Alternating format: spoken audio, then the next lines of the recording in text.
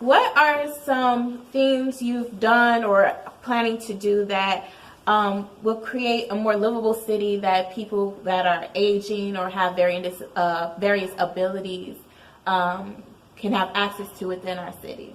All right, so one of the things is, so they just passed an ordinance that is related to folks with disabilities. So one, I'm going to make sure that that ordinance is enforced, right? And so that the public meetings and the public buildings become more accessible. So that's number one.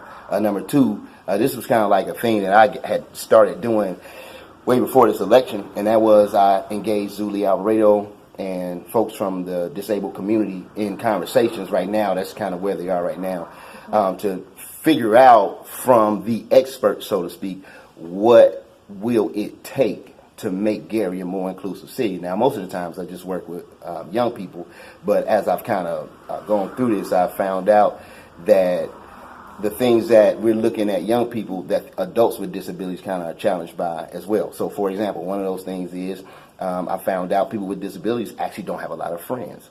So one of the things that we are starting with is this idea of what activities can we do that are inclusive so that friendships are being developed, not just folks with disabilities with other folks with disabilities, but folks with abilities and folks with disabilities coming together and kind of building those friendships. And so to that degree, we've been out to Fort Wayne and saw the most amazing facility in the world. And then even here at City Life Center, we just did a wheelchair basketball kind of simulator for kids with abilities. And then as soon as this election is over, me and Zuli are planning a bowling night for kids with, or people with disabilities to bowl alongside of people with abilities. And so so those are you can just expect more and more and more of that as we learn more.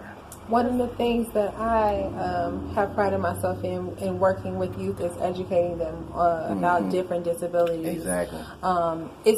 It's very important that they understand the different levels of autism. You know what I mean? Yeah. Because you can be sitting next to somebody with autism at any point in time. That's right. And there's several different things that you should not do when there's somebody around who's in the wheelchair. You know, sometimes you may think it's okay to lean on a wheelchair. So different etiquettes and things like that. So simply educating those people with abilities about proper etiquette and teaching them like they're people. They're no different from us. And so even just a small education piece, and look forward to Black doing those things too, just simply educating the community on how to be more inclusive with different people. And so I think to that end, it's about us connecting to Black, connecting to folks, so even like the Blind Social Center, and starting conversations that end in action. So a lot of times we got a plan and we say we're talking about it, but those conversations have to end in action. And so I'm always about what's the first small win we can have.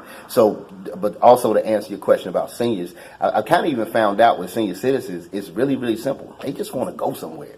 They just want to load up on a bus or a van, and this is stuff I've heard from them when I'm sitting in the room with them, and just go to a restaurant, just go to the grocery store. Like, it's not these big asks and requests that they have. And so one of the things that I would like to do is work with community-based organizations from my seat in city council to really rally community-based organizations that have transportation together and say, hey, once a month, can you load up a van full of seniors and just take them near McDonald's or take them to the mall or whatever, just so they can get out and stretch their legs and just enjoy a quality of life.